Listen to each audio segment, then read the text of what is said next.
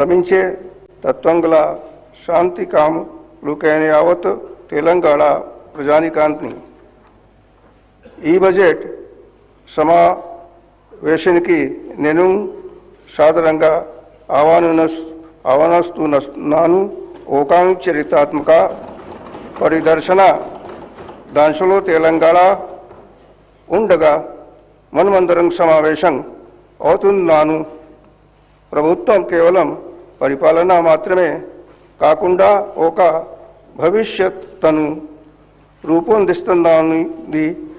ఇందులో ప్రతి పౌరుడు పురోగతిలో భాగస్వామిగా ఉంటారు. స్వయం పాలన, గౌరవం, న్యాయబద్ధమైన అభివృద్ధి కోసం ప్రజల ఆకాంక్షల ద్వారా ఒక సుదీర్ఘమైన చరిత్రాత్మక పోరాట ఫలితమే తెలంగాణ రాష్ట్ర ఏర్పాటు. రాష్ట్ర అవతరణకు చేసిన త్యాగాలు, విశ్వాసాలను గౌరవిస్తూ ప్రజాపాలన స్ఫూర్తి ద్వారా మార్గదర్శకం పొందుతూ పాలనలో పౌరులను కేంద్ర విధంగా ఉంచడానికి ద్వారా ప్రతి కుటుంబానికి, సమాజంలోని ప్రతి వర్గానికి అభివృద్ధి ప్రయోజనాలు అందేలా చూడడానికి నా ప్రభుత్వం కట్టుబడి ఉంది.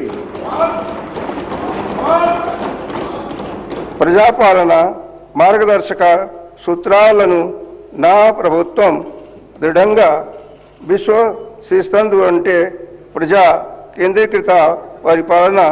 ఇక్కడ ప్రతి విధానం, నిర్ణయం మరియు కార్యాచరణలో ప్రజా సంక్షేమము, న్యాయం, గౌరవం కేంద్రం బిందువుగా ఉంటాయి.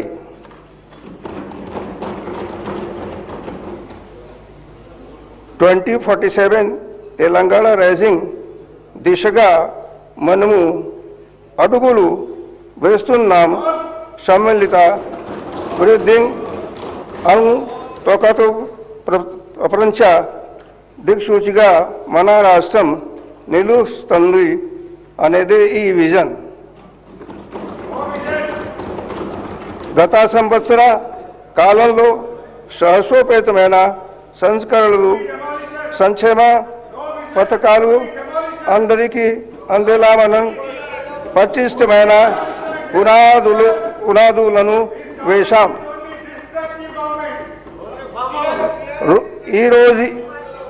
ఈరోజు ఈ ప్రయోజనాలను సంఘటితం చేసి అందరికీ గౌరవప్రదమైన విశ్వస్తు సమృద్ధి దిశగా మనలను నడిపించే ఒక రోడ్ మ్యాప్ను నేను మీకు అందిస్తున్నాను. माननीय सदस्यगण, जैसे जैसे हम भारत की स्वतंत्रता के शताब्दी वर्ष की ओर बढ़ रहे हैं, सरकार ने महत्वाकांक्षी तेलंगाना राइजिंग विजन 2047 दस्तावेज प्रस्तुत किया है। यह दस्तावेज भारत सरकार के विकसित भारत 2047 विजन के अनुरूप और नीति आयोग